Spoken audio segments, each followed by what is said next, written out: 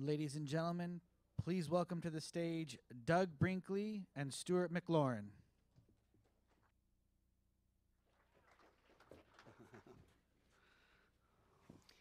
Hi, everybody. Thank you for coming. Part of the festival this year, as you could tell by the program, is we've tried to really bring in what is the presidency.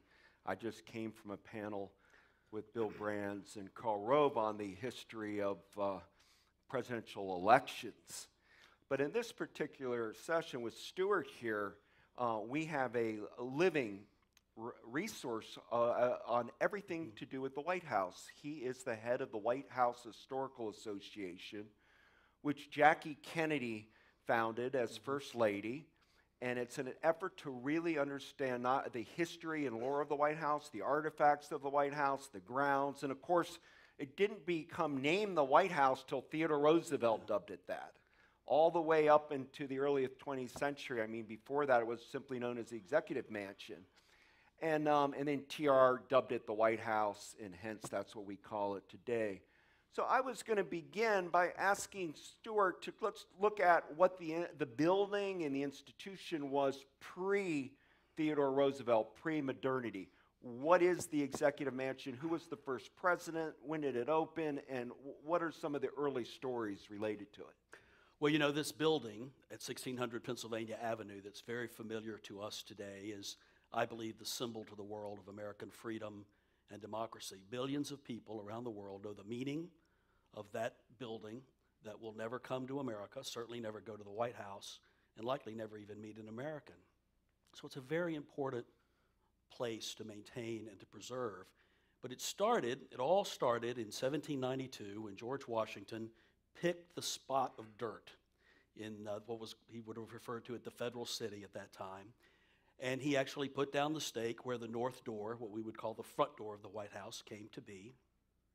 And over the next 8 years, the White House was built. There are a number of stories about the village that was out in what is now Lafayette Park, where the workers came. James Hoban was selected by Washington to be the architect. He was a young Irishman, and Washington had seen his work in Charleston, South Carolina, and Philadelphia. They recruited stonemasons to come from Scotland, 7 of them. It was against the law to leave Scotland because of the war with France at the time, but they came anyway. And it's their carvings of those intricacies on the columns, that beautiful garland above the north door that was carved in place by out of two individual stones. It's those carvings that still represent the original building of the White House today. Well, fast forwarding 14 years, the British come along, and the War of 1812, and the White House is burned virtually to the ground. Some of the walls are left standing. There's an effort to maybe move it someplace safer or make it larger. No, let's rebuild it as it was intended to be. That took 3 years, and James Monroe moves in. There are wonderful stories about Monroe and what he brought to the White House that we could get into later.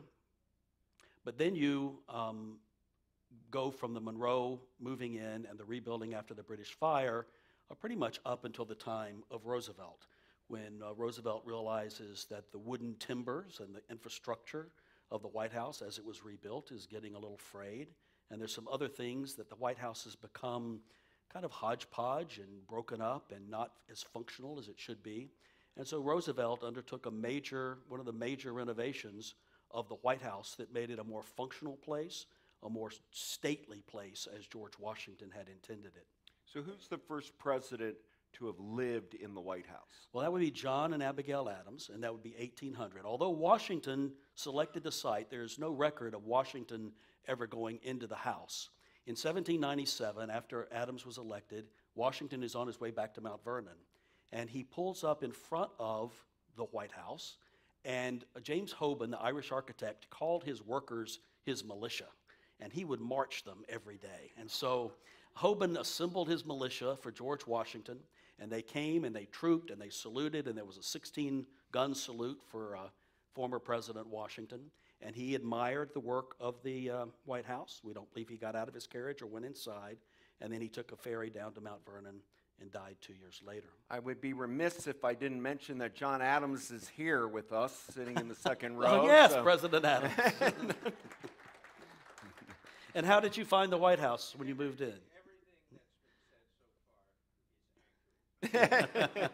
Now, if you've seen the David McCullough, the story of his book on John Adams, and the Adams are arriving at the White House tramping through the mud and still not the beautiful landscaped Lafayette Park or President's Park that we know today, and they go inside, and leaning up against the wall in that film is the Gilbert Stewart painting of George Washington, which is now hanging on the East Room wall.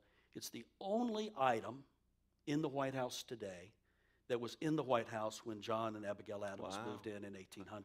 Everything else was burned by the British or lost to history. Now, when you say that there was a wall, so if we went to the White House today, can you show us what part would be the original wall? Is there known Yes. that this is, Yes, that's known, and even more fascinating than that, and during the Truman renovation in 1948 to 52, which was extensive, Mrs. Truman, Bess Truman, wanted to make sure that part of the walls were preserved that showed the scorch marks of where the British had burned the house. And those are down in the wall underneath the north portico, down outside the kitchen area and where the White House curator's office is. So to this day, you can be reminded of the British burning of the White House. You mentioned James Monroe, who's often underestimated in many ways as Yes. president, but he came in